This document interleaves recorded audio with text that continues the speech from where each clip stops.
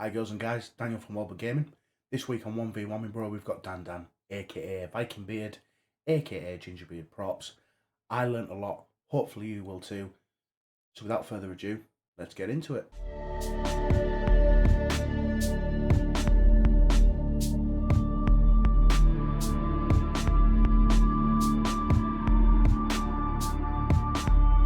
So Dan Dan, first question of the day. Who are you? Yeah. Tell me a bit about yourself and what like your background, what you do for work, etc., etc. Just so the people know what it is.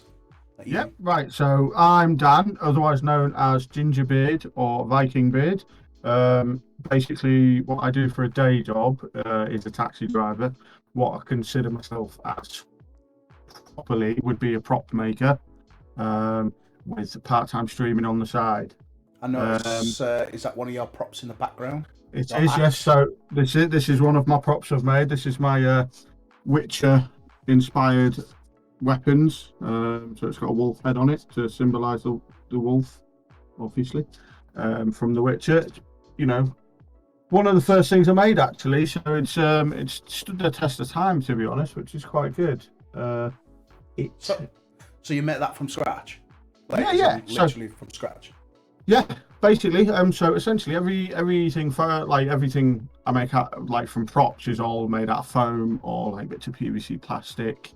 Yeah. I've even got to the point now where I'm starting to incorporate 3D printed products into my cosplays as well. So if there's a little item like a belt buckle or a light switch or something that's just too fiddly to make by hand out of foam, you can just set it off on a printer once you've designed it, and then put it out and put it on, and it always looks more perfect, like an actual item. So there's a lot of things. It just helps with electronics and stuff like that as well. When you put electronics on, instead of having something covered with foam, you can have it covered with it sounds stupid, like Darth Vader's chest piece, for example. Yes. He's got the light switches and lights on it and everything like that, and things like that always look better when they're made out of actual plastic rather than if you were to make it out of foam. Because the lights that come out of it obviously accentuate the shape, and sometimes foam can be a bit rounded, so sometimes you just need that little. Good word. What was that word? Accentuate. Yeah, accentuate. Yes. Accentuate. That was. Yes, I may have a word. I may where some the wiseness comes from the beard. Oh, that's class. That's brilliant. Directly proportional to the length as well. So that's why Gandalf is so smart. Very true. Very true. I do have to agree with you on that one, even though I'm not really sure who Gandalf is, but that's for another story. You don't know who Gandalf is? Lord of the Rings? Yeah, Lord of the Rings. He's the big white wizard, isn't he? Yeah, he's the wizard, yeah. Yeah, so there you go. You do know. I did know, but I just didn't want to make myself sound stupid if I didn't. So if somebody wanted to sort of come and buy some of your props off you, yeah. Where do you buy them from? Whereabouts? Basically, so I started off just making them on Facebook. Joining a lot of the community groups on there. So there's one called the UK Cosplay Community, Cosplayers UK, the Geek Asylum, and things like that. And these groups have thousands of members on. Yeah. And near enough everyone in these groups, to some extent, will cosplay, whether it's the odd fancy dress party or whether they do it like I do and actively go to proper comic cons, and spend months making a costume and go all 10 bells, everything like that with it. So I started on Facebook, and then obviously when you show your work, a lot of people started gaining more interest and saying, oh well, if I've seen you've made that, would you be able to make that for me? X, Y, and Z, yeah. And I'd just be like, oh well, yeah, I could make that, or I'd have a go, or something like that. And it just kind of went from there, to which then progressed onto an Instagram account, which again, I've got a few hundred followers on there. Nice. People again start getting in touch with me through that and seeing more of my work, and that kind of, to be honest, gets you out there a bit better as well. Yeah, because 100%. Because of hashtags and stuff like that, it'll appear on someone's feed that is already it likes that. So yeah, you like the Witcher acts, for example. If I was to put hashtag Witcher with the prop, anyone that likes The Witcher will more than likely see a picture of my axe, you know. Yeah. So from there you get interest yeah. as well. That is pretty damn good, that, to be fair. So I guess the one of the questions is, from moving forward from that, is if somebody wanted to say, I don't know, I'll just throw this out there. If somebody wanted a full body costume, so I don't know, something like something out of Halo, as an example, like one of the characters out of Halo, would you? Yeah. Is that something you would go for? Is that something you would do? Yeah, definitely. Basically, you have to, when you're looking at a costume, you've got to try and break it down into pieces, and as long as you can kind of process it in your head, when you're making templates and stuff like that, you can then, sometimes geometry is involved as well. It's really weird, but you've got to template it out, draw it out as if it's. You'd look at a 3D model and you'd imagine it flattened out into a 2D surface, and you would draw it out as a 2D surface, and then you would cut that 2D surface out of the picture and then reassemble it, and hopefully that would come back to the 3D model. Right, okay. So you get a lot of like computer programs that can help you do it. There's one called Peppercur, a designer, and stuff like that. You can literally just load a picture in there and it'll do what's called unfolding it for you. Right, and then you just kind of print it out and cut the pieces off. You can do what you need to do and X, Y, and Z. Yeah, and then I do a lot of mine by hand.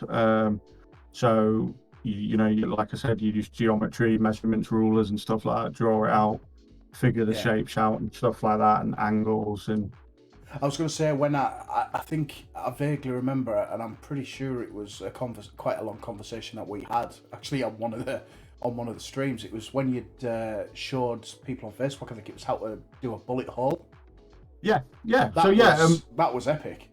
That was brilliant. That's kind of what the thing I'm going for as well. So it's not just getting the commissions and stuff like that and actually cosplaying myself, but getting out there and probably helping people a little bit with making their own costumes, even if it's a little bit of advice here and there. I was going to say, you don't want to give all your secrets away. Well, I mean, you don't want to give everything away, but it's little tidbits like that really help add an extra level to people's costumes and an extra depth to it. It did. It looked absolutely brilliant, to be fair. Oh, thank you. So what I'll do as well is, after the video, ladies and gents, once this has all been uploaded, I will get some links off Dan and I will put them in the description of the video. So we'll get that shared the hell out of as well, because that's really good. Yeah. So next question, Danny Boy, is where, when, and how did you get into gaming? What was it that triggered it for you? As every man will probably tell you, as a young boy, to be honest, mate. I remember, I remember not owning a games console at all. Up until maybe the age of 9 or 10. But I always remember going to my Auntie Jones with my dad and my mum and my sister. We go around there, and there was my second cousins, Gary and Glenn. They actually had a Sega Mega Drive, and it was the first console I'd ever seen, and they only had Sonic on it.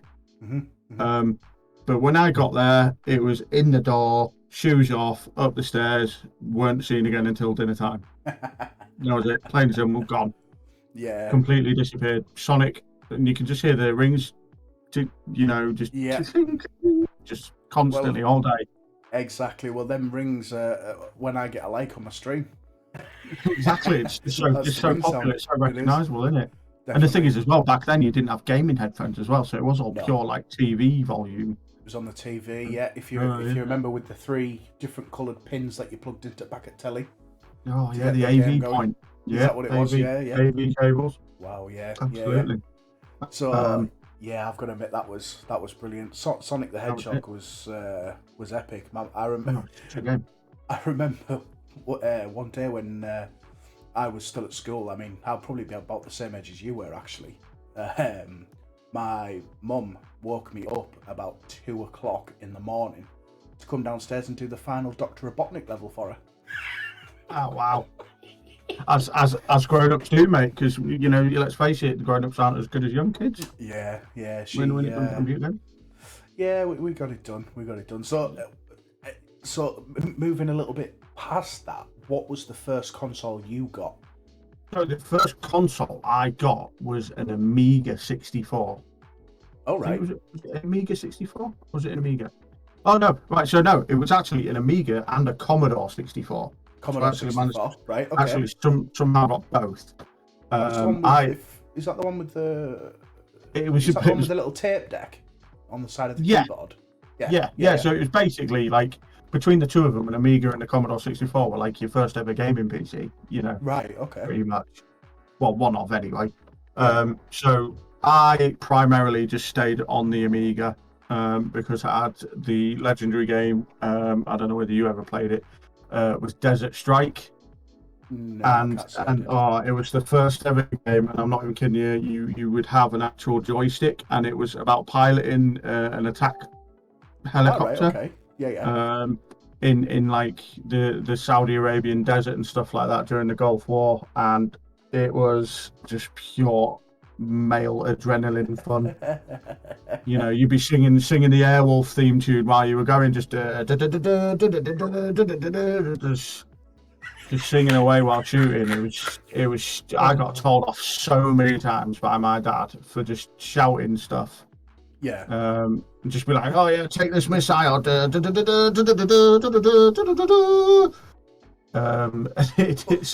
from, you know, that was it, and I got games from there. You know, there was so many more games. Oh well, that was it. You know, you ended up on like, well, was it? I think at one point I got the Lion King game. Oh wow. I don't really remember playing that. I had. Was it Chucky the Egg? Was it Chucky the Egg you could play? I think honestly, there was so many, mate. I can't even remember them. Like, because they could just bang them out on a little disc. And you know, I had Jurassic. I just basically remember Jurassic Park, Desert Strike. I think I may have had Mortal Kombat as well. Right. Okay. Which is probably my worst, like my first proper. You know, I suppose my first proper look into like multiplayer, I suppose. Because obviously you played it next to someone, didn't you, in like an arcade, and then that when they brought that into the home unit, you know, that was where, you know, you could kick the shit out of your sister and get away with it. Well, I never did, because my sister was always harder than me, to be fair. Well, mine was. That's why I had to do on Mortal Kombat. Well, yeah, exactly. But no, so like, I assume it just went from there, did it? It literally. Oh yeah, just progressed like it does with every little boy, really. You know. Yeah, you're telling me. Just I think, you know, as the years get by and the consoles got more advanced and stuff like that. So after the Amiga, do you know what? My first proper console that I owned myself after that was the N64. See, that is the one console I never had. The Nintendo 64 I never had. That was where competitive gaming came in to the max. Yeah. Right? So, like we all know, the god of all shooting games, MVP, like, you know, MVP multiplayer shooting games was GoldenEye. It was the one game I never played. I never played it. It's still another level now. Like they remake it. You're just disappointed now, aren't you? I'm just disappointed, mate. But the thing is, they remade it so many times. You could get it anywhere at the moment. And it's just that was my first introduction into like competitive gameplay. Like I went to a Toys R Us. I must have been maybe 13 at the time, 12, 13. And I played in a Nintendo 64 GoldenEye tournament. Right. In the Toys R Us, they had, God, how many was it? It must have been 10 N64 setups. There was 5 like either side. Yeah. They had like the pads. And obviously N64 had 4 control ports on that, so you have 4 people per console. So So 40 odd kids playing. Was that the Toys R Us at Teesside Park? It was, mate. Yes, Yes. it was. Teesside Park Toys R Us. Yeah. And you know, we played GoldenEye in there for God knows how many hours. I think I came like 8th or something stupid. I wasn't great, but back then, you know, 40. yeah, 8 out of 40 was brilliant. And Top you know, 10. there was none of this jump shot stuff. There was no drop shot in. There was a couple of unspoken gentleman rules. Oh, of course. Yeah. So I don't like, obviously with you never playing it, you might have seen the films, but there was a character called Oddjob. There was. That was the one with the hat. The little one with the hat, yeah, and he throws it. Yeah. And you, well, no, was it? Yeah, it could have been. I can't remember now. Back in the day. Oh no, it was Oddjob. Yeah, the guy that spun a hat. But anyway, his character was like half the size of everyone else's because he is in the film. He's, you know, he's a miniature person, but he like, it was an unspoken rule that you weren't allowed to use him because he was smaller. So when you shot, your muscle memories went straight for a normal person's chest shot and headshot, but he was below all that. So that, you know, that was your like your Cronus Max and aimbot back then. You know, that was like if you were a dirty kid. And another unspoken rule as well, and this is one, and you'll see it in memes everywhere and stuff like that, is because it was split screen on the screens. You had to literally like tape like a big piece of cardboard up, like below a certain line, so you can see your character and the person above can't. Yeah, you know, so you, because you know, if you accused of screen watching, that was as bad as hacking is now, mate. That was a career ender. You know? If you were a screen watcher, you were done. And Dan's telling us all his secrets. Yeah. So, never got caught, mate. Never got accused. That's it. Everything that's bad, as long as you don't get caught, it's not good. It's not bad, is it? So that's it. As long as the ref doesn't see it, any foul count. Next question, Dan. I guess this is probably one of the most interesting questions that I ask everybody, to be fair, just to get a bit of a feel for what type of games you're into. Probing. Yeah. But what is your favourite game of all time? Now I'm talking any console, any age, anything. So like it can be absolutely anything you like. Right, so I don't want to be an answer stealer here, but I'm going to have to be. But I'm bigger than him, so I can get away with it. Is copying on what Joey says from his last interview for me, without a shadow of a doubt, is Gears of War. Right, okay. Number one, number two?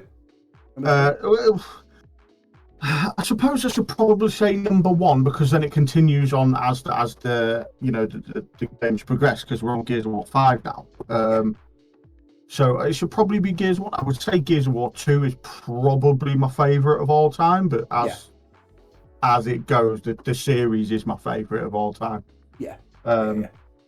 Just purely because obviously, you know, I got my Xbox 360 one day from the local Sunday market, and I remember actually it was one of the first games I'd ever really seen like any promotion for, I suppose. You know, at this point I'd played like Resident Evil, and which was really high up on the list and stuff, and you know, I was a massive fan of Final Fantasy X as well, like huge fan of Final Fantasy X.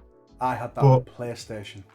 Yeah, it was just them two games. Yeah, we'll say Gears of War and Final Fantasy X, just purely because them two games introduced me to the wonders and possibilities of what could be done within gaming, like the storytelling, like the way they told their stories, like for the first time, was just unbelievable. Like absolutely gobsmacked you. Like in Gears of War 1, for example, when you see General Ram come up for the first time, spoiler one if anyone's never played it, get your ass on it, it's like 20 years old now. General Ram comes and stabs Lieutenant Kim, and it's just like a proper shock moment, because you're like, where the hell did he come from? Like, why is he?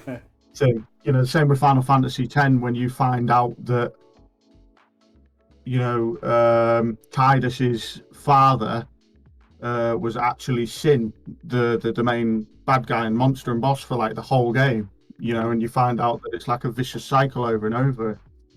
And it's just like them wow moments when you see the CGI of them Like certain moments in the games was just mind blowing, absolutely mind blowing, and from there just takes your breath away, and that's what sticks with you. So Yeah. that's why you keep them as your favorite games, You because they're know, your first. I am absolutely loving the passion, Dan.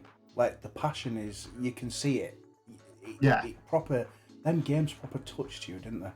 Oh, they did, mate. Honestly, they genuinely did. Like it opens a whole thing. It's an escape from the real world. That's what games were intended for. That's what they're meant to Yes. be. Still, Yeah. they're a way to get out of the mundaneness of real life and this, that, and the other. Like Gears of War 1 came out, and I was at school, I think, Hmm. still. Hmm. And it was just like, go upstairs, homework done, on Gears of War, just appreciating the shit out of these amazing graphics at the time, Yes. amazing writing and storytelling. Yeah. And because it captures you, it sticks with you forever, and that's what ends up leading into your passion for computer games in general. Yeah, I agree.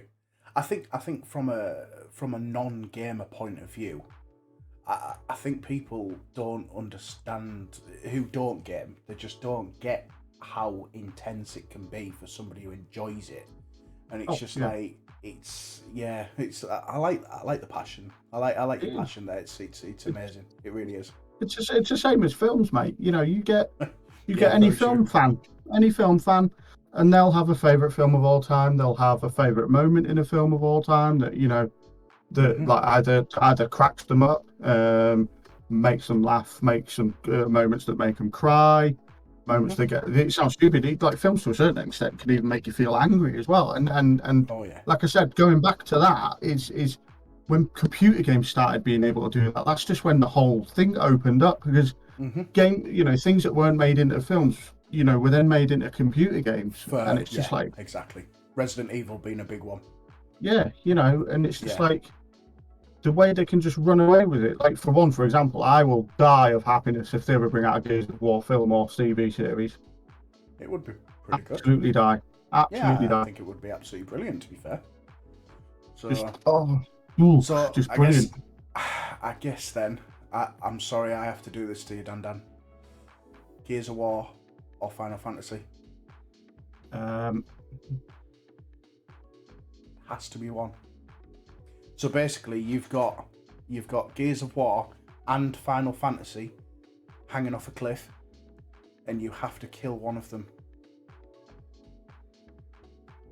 I'm gonna go with. I've got to do it right. So I'm becoming known as Mr. Gears of War within my costuming community and cosplay and stuff. So we'll go with Gears of War. Gears of Like I War. said, it's Fair a enough. game that you can play with your friends better as well. It's a multiplayer game as well. Whereas Final Fantasy was your pure storytelling, sit by Yeah. yourself and appreciate the shit out of it. To be fair, I'm actually on with downloading Gears of War 5. I believe that is co-op. Yeah. So yeah, they all are. Yeah. There's the first one was only 2 player. I think the second one was only 2 player. Third one you could get four Hmm. player co-op. There's Judgment, I think it's 4 player. 5 is gone down to 3 player for some reason. Hmm. Hmm. So hopefully they'll put 4 player back in 6. I'm going to put 2 questions into this, actually. First one is, what got you into streaming? And the second one will be, how did you... I'm assuming you used to watch content and streaming content, so who was it that sort of caught your eye first? That's I think probably it's good to put both of them questions together, to be honest. Yeah, cool. Which one would you like me to answer first? The first one, or Whichever yeah? you feel comfortable with, sir. So, well, I'll tell you what. I'll go.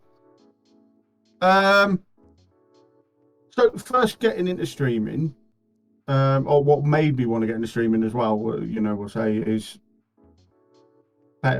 basically I haven't been doing it long. It was lockdown. Get with COVID, Yeah. and stuff like that. It was a lot. Like, all of my nights and a good chunk of my days were spent playing computer games, because that's all you could do when you were on furlough, Yeah, pretty and much, yeah. suddenly you weren't allowed to go to the shop, you weren't allowed to go hang around with your mates, you weren't allowed to go get drunk, nothing like that. So you play computer games. Didn't stop a lot of us, though, did it? I mean, it didn't. It didn't. Government. Yeah. Yeah. So basically, hashtag number 10 Downing Street. hashtag number 10. Sorry. So yeah, it was COVID. You know, you sat there and you're bored, and you start playing computer games with your friends. And I got in touch with a lot of friends that hadn't spoke to for years. And I was playing like quite religiously every night, and a good, like I said, a good chunk during some days as well. And from there, it was a case of it's because I was playing so much, and then I started watching them, you know. So it like you said, with the questions going together, they roll in. I didn't start until I thought I could do it, but because I was playing computer games so religiously, I was like, right, well, for example, Call of Duty, what's your loadouts, you know, what's the secrets to this game? I did go through a chunk of watching a guy called the Rad Brad playing Dying Light, the first one. I think that's like 5 years old or something now, maybe 6 or 7 actually. When that first came out, and I remember watching him play it. And I know I was late to the party, but I only started watching it at the beginning of the first lockdown. So, because I'd never played it, I thought, oh well, we'll have a look. And I watched his whole series on playing it. And from there, that just led on. So I was playing Call of Duty with my friends. I started watching Call of Duty streamers. I was playing Apex. I started watching Apex streamers. I think to answer it as together as I can, probably I would say probably a mixture of either Dr. Disrespect or Shroud. All right, okay. Yeah. Just purely because I was playing Call of Duty and I was playing Apex quite a lot, so I was watching what I thought the two best content creators at the time were. You know, and like I love. So for me as well, it's probably Dr. Disrespect over Shroud, just purely because I love the whole idea of the putting on a persona and a character. You know, when he's streaming, I bet that's harder than it seems, though. Well, it's got to be, isn't it? It's got to be hard to keep that up, like all stream. I mean, he doesn't exactly stream for just 20 minutes at a time, does he? Exactly. You know, you are in character. You are acting for what could be 4 hours plus, but you've got to act on the fly, so things can happen, and you've still got to act like the character, reacting to that moment, and. You know, it's something I'd probably like to incorporate into my streaming, I suppose, is just having that thing that you know, that little niche that people go on to. Well, I tell you what, Dan. Just sorry to interrupt you there, by the way. No, it's fine. I think what we should do then is I think you should try it now. I think you should take your headphones off. There's a certain helmet under your desk. Which there is. I've got. Yeah. One of just while Dan's getting that, ladies and gents. So this helmet that he's getting out now is one of his cosplay items. He made this, and it is. He showed me, and it is absolutely unbelievable. Just to let you know. So Dan, tell us a bit about the helmet as well. Which one do we want? I've blue peated it. We definitely want the big one. Yeah. That's my favourite ever. That's my favourite thing ever. That is brilliant. Right, so basically, before I wrap this on, this was actually made. It's not even this year now, is it? Technically, last year. It was a last-minute Halloween kind of idea, because I was asked to go to like my family's house for Halloween and dress up. And there's a popular thing with Halloween, a character that's called Jack-o'-lantern. I don't know whether a lot of people will know who that is or isn't. He basically he's a Halloween spirit, kind of like Jack Skellington from Nightmare Before Christmas, but he's like a pumpkin. So I decided to go as Jack-o'-lantern for Halloween, and here he is. You see that on there? I can even get it on while my headphones are still on. Like, how good is that? How good is that? That was made from scratch. What's it made out of, Dan? It's surely not a pumpkin. It is made out of EVA foam. Can you hear me all right? Yeah. Absolutely fine, Dan. Yeah.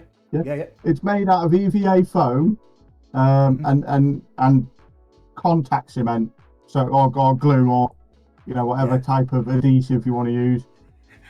I think that's absolutely brilliant. And then I painted it like you do. I actually spent 2 hours looking at pumpkins to learn how to paint them. Yeah. So it's got all the different like shades and stuff in, and like shadow parts around his eyebrows and all kinds of stuff. Yeah, it is absolutely fantastic. Like, to be fair, See if I can get it off now. it's getting it off without pulling your headset off. As well. Yeah, the only problem. That's really good. The only problem with EVA foam is when you're wearing it, the hottest substance on earth. Right. Like okay. you spend like a couple of minutes inside costume, and you will be melting.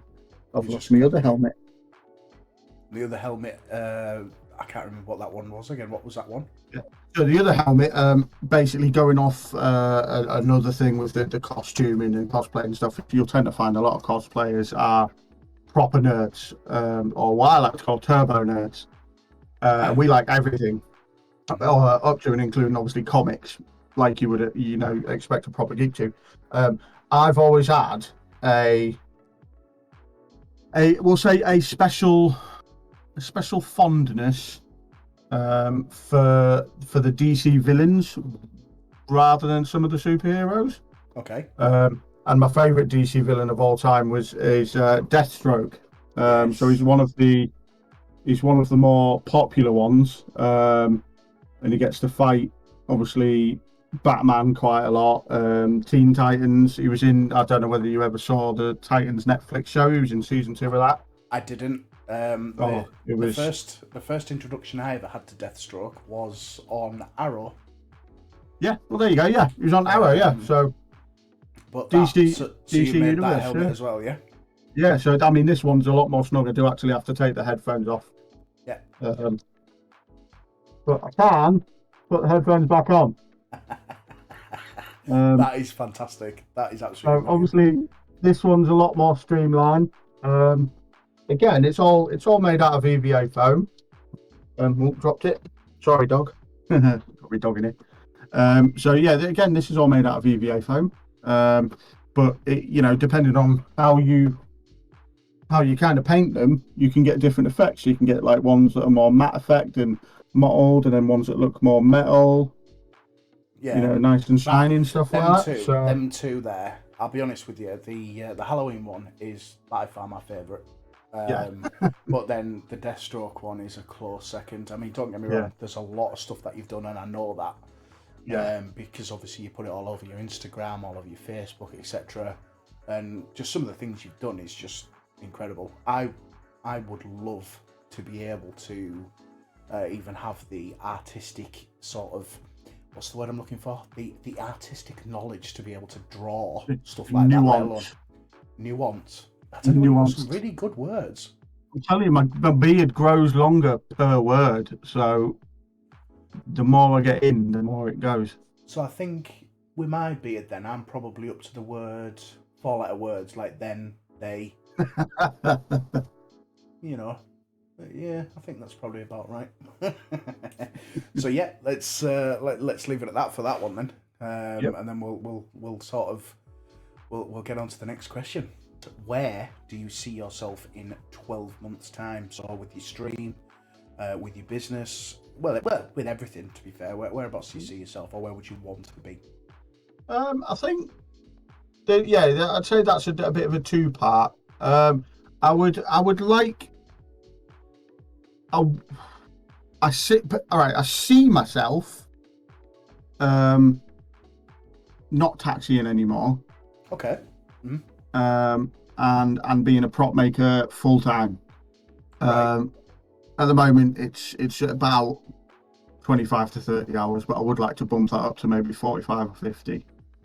And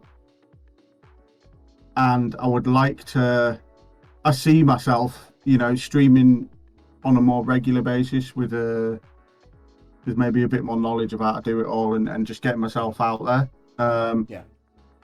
Where I would like to see myself is, again, not taxing, streaming full time, 50 hours a week. Not streaming, prop making. Yep. I'm not streaming 50 hours a week. Jesus Christ. Prop making 50 hours a week, streaming like regularly. So, you know, like a proper thing where I know it's more like a work schedule. I know I'll get it done. It's not going to be off the cuff. It's going to be more professional. Correct, yeah. I'm hoping to get up to 500 followers or over 500. So where are you at now? What are you at now? I think I'm just short of 250. Just short of 250, yeah. I think so, yeah. Right. So, you know, just doubling that to just over 500. I don't want anything massive. I know it takes time, and I'm prepared for it to take that time. Because at the same time, I hopefully see myself not just streaming. I want to be putting out actual content videos like yourself on YouTube and making TikToks and stuff like that. Not just game related either. So obviously a massive thing with me and what I want to do as a job is prop making. So I want to be able to put tutorials out there. I want to be able to showcase TikToks about stuff I've made and make them stupid little videos where I'm dancing and all of a sudden I'm dressed like Mandalorian, you know. Yeah. And stuff like that. Just getting myself out there, well known, you know, and getting paid a decent-ish living off it. You know, it doesn't have to be millions. So you're comfortable. As long as I don't want for anything. Yeah. And I can just focus on doing that for a living, then that's all I want. Is to be able to have the freedom to do that for a living, you know. Do that sort of thing, yeah. 100%. So maybe even get me prop making followers up. Like I said, I think I'm just sort of 400 on Instagram. So I'd like to maybe see that maybe reach 1,000. Yeah. I think that's quite doable.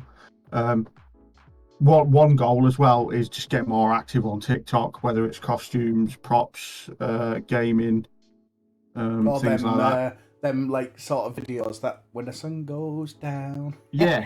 Just get on there. Just get on TikTok. Just get on TikTok. Get on TikTok. Like it's one of the most popular platforms. Do you ever find though, Dan, that it takes over your life? Like it takes over your night. Yeah. Like honestly, it's the videos can be absolutely horrendous or garbage, but like you just find yourself scrolling to the next one. To the next one. Oh, there's a bit of game in there. Yeah. I get told off when I go to the toilet now. I'll literally just, you know, we sat there watching. It's horrible. But I'll be sat watching a program with my wife Sam, and I'll just be like, right, I need to go for a wee. And about 15 minutes later, still shout upstairs, "Are you still weeing?" Which to that, of course, I just replied, "No, I'm now doing a number 2." I'm not at all. Just sat watching TikTok. I've lent into me thigh so bad that I've now got a red dent from where my elbow was. You know, and I get up and I lose balance because I've been sat on a cold toilet watching stupid videos of people doing this. And the sun goes down, and do you know what I mean? And like, I can't stop myself. It is the worst drug than anything on the planet.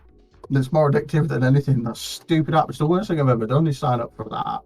That is fantastic. So last one then, Dan, is obviously people have been watching this. They're probably want to know where to find you. Where are you? Where can you find you? So gaming wise, primarily I am on Facebook, so it'll be fb.gg/VikingBeard. I mean, yeah, you could probably type that, you know, just VikingBeard on Facebook anyway. I think I come up a lot of the time. Yeah. Well, that's fine. And with my props and costumes, it's on Facebook again, so it's Gingerbeard Props. And on Instagram, it's just @Gingerbeard Props. Okay, perfect. Well, what I'll do, if you it's all right with yourself, I'll put the links in the description of the video anyway, if that's okay with you. Yeah, that's grand. Perfect. Well, honestly, Dan, thank you very much for your time. I know you've got a wife and, No, thank you. and kids that need your love and your time, so it's absolutely fantastic. They're in bed now, it's fine. Does that mean we can go and have a game of COD? Yeah, we're going to have a game of COD. Yes! I get to play COD on my PC for the first time. Hey. So, yeah, no, all jokes aside, Dan, thanks very much for coming, mate. Like I said, I do appreciate your time massively. And No problem, thank you what we'll do is me. no, you're welcome, mate. Like I say, I'm not just here for myself. I want to get everybody's names out there. You know what I mean? We're here to promote. Definitely, mate. So it's like the motto of the channel: you talk, we listen. So like Dr. Phil. So there we have it, guys. That was Dan Dan, AKA VikingBeard. Absolutely love that guy to bits. I've got a lot of time for him. So, like I say, as always, if you've liked the content that we've put out today, please don't forget to like and subscribe. Put a comment on that.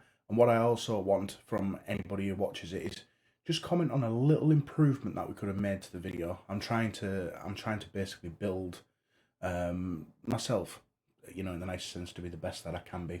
So thank you very much, guys. Peace out and happy gaming.